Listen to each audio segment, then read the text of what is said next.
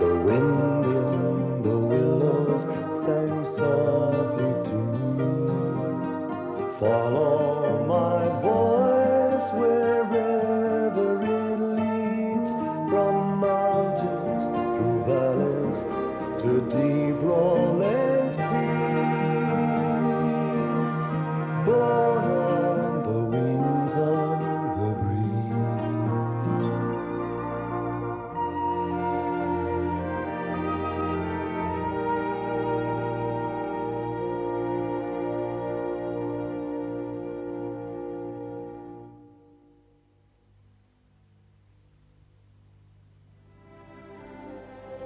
After the weasels had been overthrown in the famous Battle of Toad Hall, and Mr. Toad was installed in his old home once more, he invited his friends to a celebration dinner, at which he promised to tell them more about his adventures. The program was familiar. I often thought I was at my best in the big Speech of welcome by Toad. enjoyed my speech. Address by Toad. Who's so witty? Song Wait till I tell you all about by my Toad. adventures. Composed by himself. Such trials and tribulations. And some of the adventures seemed familiar, too. Though Toad always remembered things differently. Toad said that there were at least 1 million weasels. I'll give him down with Toad, and in my own banqueting hall, too. Come on.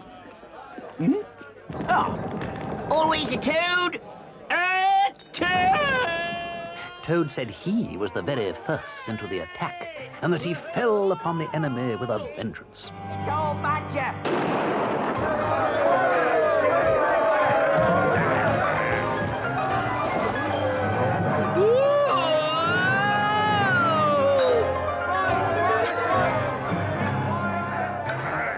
Toad did mention how courageously Ratty had fought the weasels, and how the brave Mole had knocked him for 6, and how Badger had just thumped them and thumped them and thumped them. Missed again. But mostly he reminded them of how, while others had been doing the actual fighting, he, Mr. Toad, had been in command of the battle. A Toad! Always a Toad! Of how he had chosen a position with a fine view of the action. Behind you, Badger! Thump-em and thump-em and thump-em.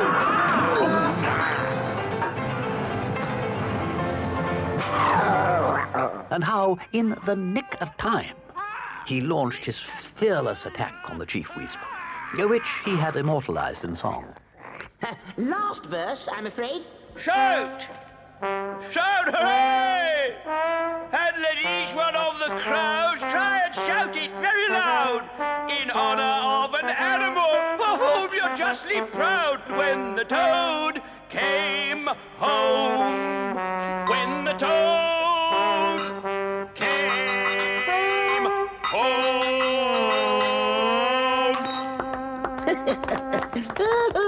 Thank you. Thank you, my dear friends. Thank you for your appreciation. Oh, by the way, you might care to see this gift which I'm sending to the jailer's daughter with a graceful little note. Very well composed, I think you'll agree. Quite right, Toad. Well done. I'm glad to see you showing proper gratitude, Toad. Yes, Toady. Just think where you might be today if that terrible magistrate had had her way. But Toad simply told them how clever he had been to steal the motor car. There certainly has been. Anything for a fellow motorist.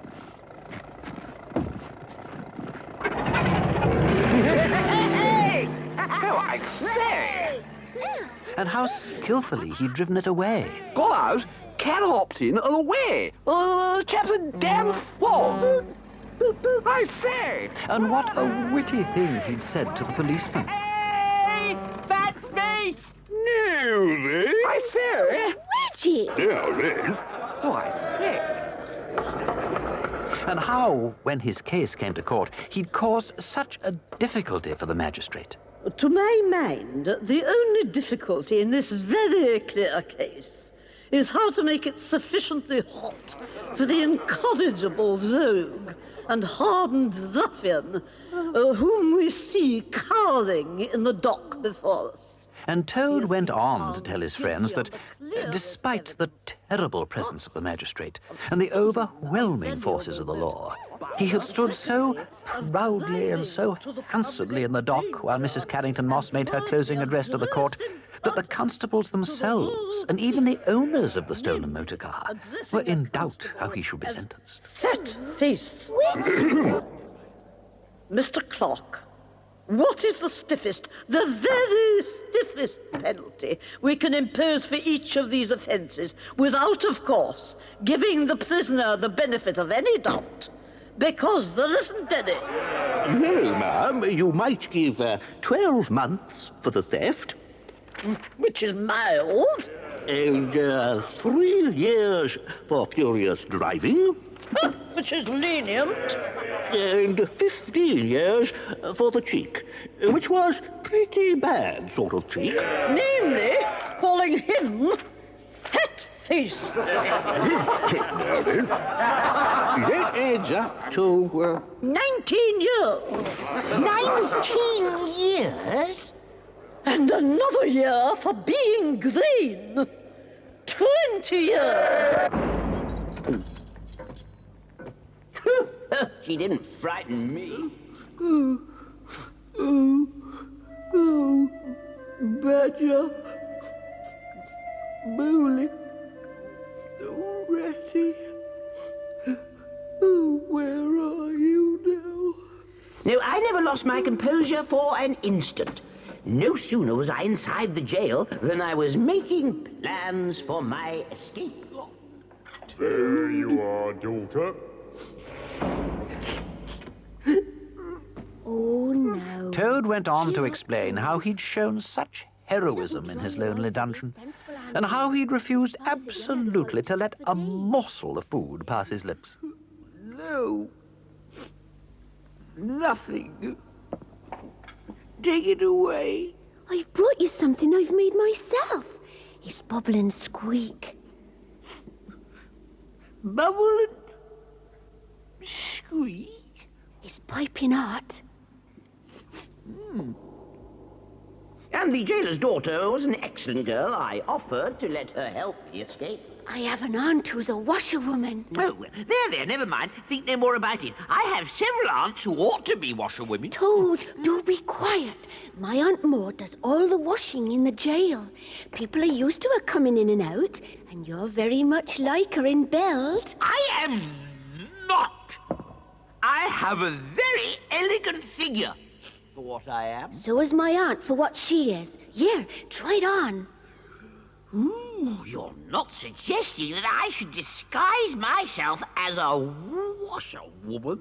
So I had the brilliant idea of disguising myself as a washerwoman and simply strolled out of the jail. Night, Maud.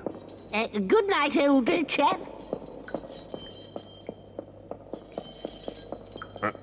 Old chap. Maud?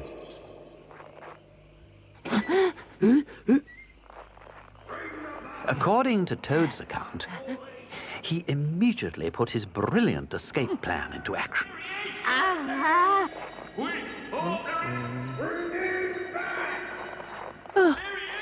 Well, naturally, such an important prisoner was bound to be missed. And soon they were all in pursuit. But I simply stepped aboard a passing train and was gone. Yes, Toad, we know all that. Oh, my dear Ratty, you haven't heard the half of it. We have heard quite enough of your boasting, Toad. I quite agree. Yes, of course. All the same, I lead such a quiet life, and Toad's adventures, well, they are rather exciting, you know. Come on, Badger. We may as well hear the rest of it. Good. Well, there I was in my clever disguise, but miles from home. When what should I see but a barge? Well, naturally, I was more than a match for a barge woman. A nice morning, Marm. Oh, I dare say it is a nice morning, ma'am. To them that's not in sore trouble like what I am. You see, here's my married daughter, sends to me to come to her at once. So, off I goes, not knowing what may be a-happening, but fearing the worst, as you will understand, ma'am, if you are a mother too. Oh, where might your daughter be living, Mum? Oh, she lives near a river, right beside a fine house called Toad Hall. Toad Hall? Why, I'm going that way myself. You come along in the barge with me and I'll give you a lift. Oh, much obliged to you, ma'am. I'm in the washing and laundry line, you know. And a very good business you have too, I dare say, if I'm not making too free. Oh, finest business in the whole county. All the gentry come to me, washing, ironing, starching, making up gents' fine shirts for evening wear. I do it all. And you are very fond of washing? Oh, simply dote on it. Never so happy as when I've got both arms in the wash tub. What a bit of luck. Hmm? Why? Why? What do you mean? Well, my husband, he's such a fellow for shirking his work, and he's gone off to see if he can pick up a rabbit for dinner, leaving me with all that washing to do. Oh, no, never mind about the washing. Try and fix your mind on that rabbit. Have you got any onions? No, don't try and deprive me of the pleasure of giving you a treat. You'll find a heap of things there, and a tub, and soap, and a kettle on the stove, and a bucket to haul water up from the canal. I'll just take a little nap until my husband gets back. And I'll know you're enjoying yourself. What? Instead of sitting here idle looking at the scenery and yawning your head off. I see. Oh. Oh.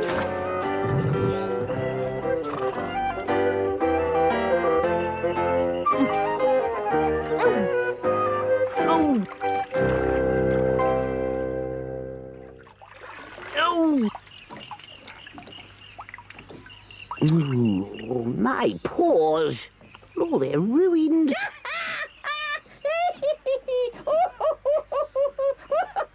Oh, I thought so. Pretty washerwoman you are. Never washed so much as a dishcloth in all your life, I dare say. Certainly not, you low, common, fat barge woman. Oh, washerwoman indeed. I'm a toad. A very well-known, respected, distinguished toad. So you are. Well, I never. A horrid, nasty, crony toad, and in my nice clean barge, too. That is a thing I will not have. It was at that point, according to Toad, that he decided to leave the barge. You...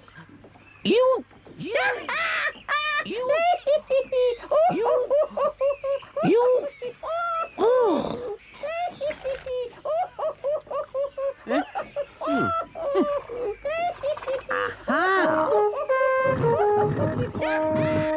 Since the woman obviously didn't appreciate a gentleman, I decided to teach her a lesson.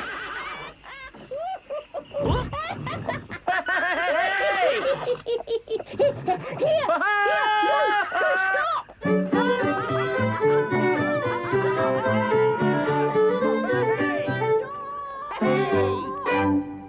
Oh, Toad, that was stealing. Stealing nonsense. I merely borrowed the nag. Ah, sent it back later, did you?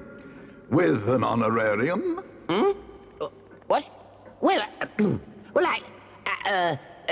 no, not exactly. Oh, come on, Toad. What did you do? Well, I was getting rather hungry by this time. Hey! Hello! Here. You want to sell that there horse of yours? What, me sell this beautiful young horse of mine? Oh, it's out of the question. No, I'm too fond of him, and he simply dotes on me. Well, try and love a donkey. Some people do. I don't have to tell you that when it came to bargaining, that gypsy didn't stand a chance. A shilling a leg. A shilling a leg? Oh, that's only 4 shillings. Oh, no, out of the question.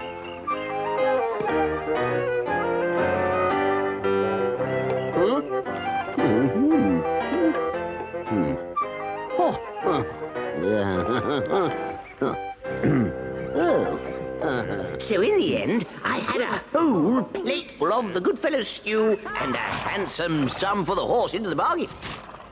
Yeah, what do you think of that for cleverness, eh? That is the most disgraceful thing I've ever heard. Eh?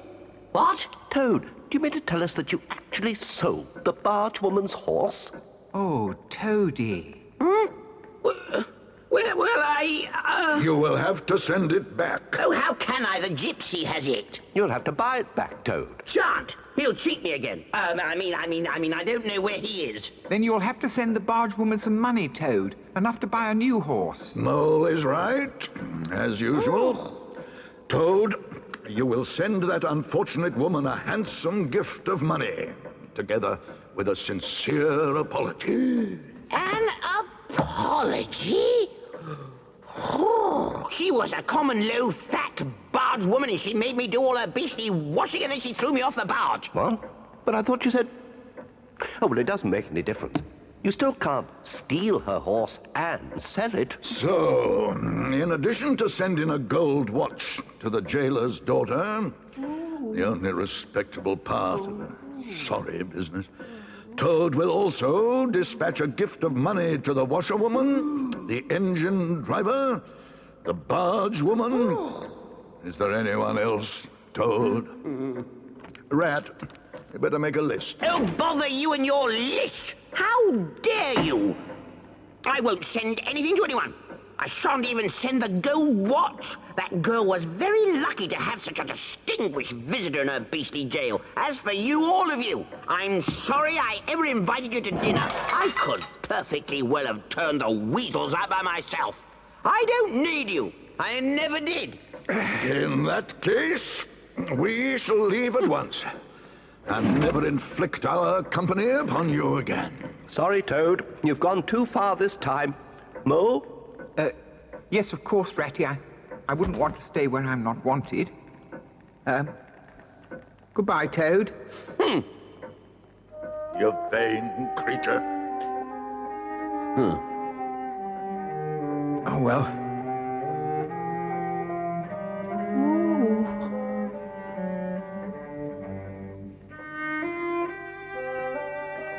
No! Oh, no, don't go! Oh, my dear friends, what an ungrateful toad I am! But for you, I should never have seen my beloved home again. Oh, Badger. Now make your list, dear rat, and I will do whatever you say. But meanwhile, charge your glasses and we will proceed to item number 5 on the program. Item 5. Speech of thanks to the guests by Toad. Right. Everybody listening?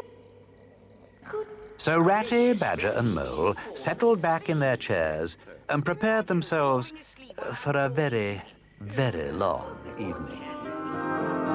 Spin me a dream woven silver and gold, from sunshine and shadows and days long ago, where people are memories and stories unfold.